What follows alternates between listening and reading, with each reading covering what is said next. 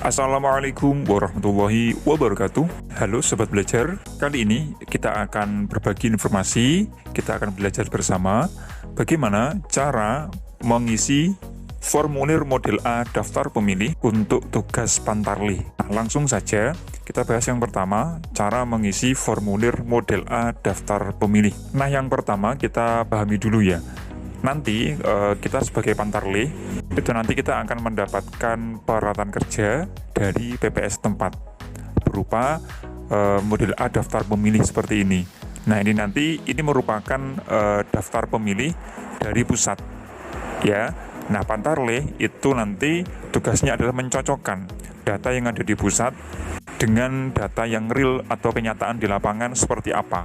Apakah masih sama atau terjadi perubahan? Ya, itu inti tugas dari Pantarlih.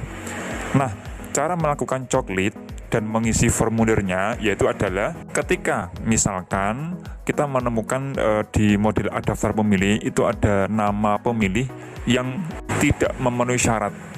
Contoh misalkan orang itu sudah meninggal dunia, berarti kita langsung coret saja dengan cara misalkan contoh nomor 3 ini, kita coret saja namanya mulai dari nomor KK sampai dengan status kepemilikan KTP, ini kita coret semuanya. Kemudian jangan lupa di kolom keterangan kita kasih kode. Nah, kodenya bisa kita lihat di petunjuk yang bawah, itu ada keterangannya. Kalau keterangan U berarti dia keterangannya adalah ubah data. Kalau angka 1 berarti itu meninggal dunia. Nah, di sini saya contohkan keterangannya di sini saya beri kode angka 1 yang berarti data pemilih tersebut itu sudah meninggal dunia. Artinya pemilih tersebut tidak berhak atau tidak memenuhi syarat menjadi seorang pemilih. Nah, kemudian apabila ketika kita juga mendapati daftar pemilihnya itu yang salah hanya namanya saja. Kalau yang salah hanya namanya saja, berarti yang dicoret itu adalah namanya saja. Seperti contoh ini, itu nama awalnya itu Ella Mariana, akan tetapi itu di lapangannya ternyata berbeda atau salah, maka yang kita coret ya namanya saja. Kemudian di baris bawahnya yang kosong itu kita betulkan atau kita perbaiki nama yang salah tadi, kita betulkan sesuai dengan data yang ada di KTP atau KK, yang dicoret namanya saja. Kemudian jika sudah, jangan lupa di kolom keterangan itu dituliskan kodenya. Di sini saya berikan kode U karena tadi kita membetulkan atau memperbaiki nama ya. Jadi status kode di keterangan itu adalah kode U yang berarti adalah ubah elemen data. Kalau misalkan yang salah itu bukan nama, tapi yang salah itu misalkan kayak dusun atau nama jalannya, berarti yang dicoret itu cukup nama jalan atau nama dusunnya saja. Kemudian di baris bawahnya jangan lupa dibetulkan atau diperbaiki seperti ini. Kemudian jika sudah, kolom keterangan kita kasih kode. Jangan lupa kode di sini kode U ya. Karena tadi kita memperbaiki nama dusun, berarti di kolom keterangan kita kasih kode U. Atau juga misalkan ketika kita di lapangan kita mendapati daftar pemilih yang di bawah umur gitu. Ketika hari H pelaksanaan pemungutan suara, itu mereka belum memenuhi syarat, misalkan masih di bawah umur. Maka ya langsung saja kita coret semua data pemilihnya.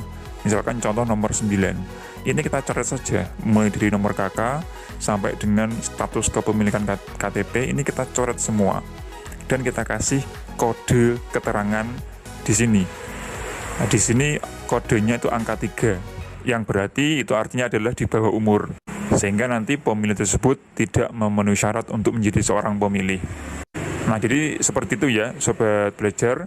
Jadi ketika kita mencoret ada salah satu data yang mungkin salah, maka jangan lupa dicoret, kemudian di baris bawahnya dituliskan perbaikan data yang betul, yang tentunya kita merujuk pada data KTP atau KK pada data pemilih tersebut. Berikutnya kita akan membahas tentang cara pengisian formulir model A daftar potensial pemilih. Jadi, inti dari formulir model A daftar potensial pemilih ini digunakan untuk mencatat data pemilih yang namanya belum tercantum di model A daftar pemilih, gitu ya. Jadi, ketika kita di lapangan, kita mendapati ada data pemilih yang namanya atau datanya itu belum terdaftar di model A daftar pemilih. Maka kita sebagai Pantarlih menuliskan data pemilih tersebut ke dalam formulir model A daftar potensial pemilih. Seperti itu ya, Sobat Belajar. Kemudian berikutnya adalah kita akan membahas cara pengisian formulir model A tanda bukti terdaftar. Nah, setelah tadi Pantarlih selesai melakukan coklit melalui model A daftar pemilih dan juga model A daftar potensial pemilih, maka berikutnya adalah Pantarlih juga jangan lupa mengisi formulir model A tanda bukti terdaftar, yang mana formulir ini diutuskan atau diperuntukkan ini untuk 1 KK gitu ya. Jadi 1 KK nanti dia akan menerima formulir model A tanda bukti terdaftar. Kalau di rumahnya ada 3 KK, berarti ya kita membuat 3 formulir model A tanda bukti terdaftar. Karena formulir ini ditujukan untuk 1 KK saja. Misalkan satu rumah ada 3 KK, berarti ya 3 KK itu mendapatkan formulir model A tanda bukti terdaftar. Seperti itu. Untuk cara pengisiannya sangat mudah ya. Ini yang pertama, untuk kepala keluarga kita isikan nama kepala keluarga sesuai dengan KK. Kemudian untuk alamatnya, alamat ini biasanya merujuk ke dusun, nama dusun tempat Pantarlih bertugas gitu ya. Kemudian untuk nomor TPS, ini nomor TPS-nya disesuaikan dengan tempat TPS Pantarlih bertugas. Kemudian untuk nama-nama pemilih ini disesuaikan menurut KK gitu ya. Jadi 1 KK, 1 model A tanda bukti terdaftar. Ini silakan dilihat di KK-nya, nama-nama pemilihnya siapa saja.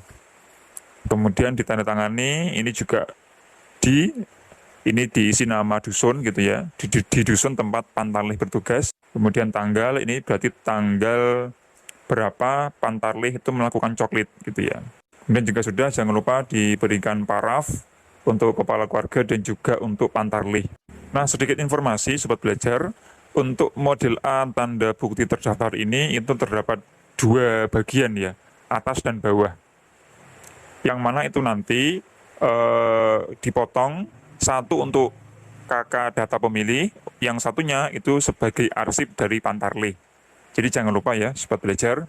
Nah, kemudian yang terakhir adalah Pantarlih juga jangan lupa memberikan stiker coklit kepada warga yang sudah selesai dilakukan coklit gitu ya. Sehingga nanti stiker ini ditempelkan di rumah data pemilih tersebut. Sebagai informasi, 1 stiker ini untuk 1 KK.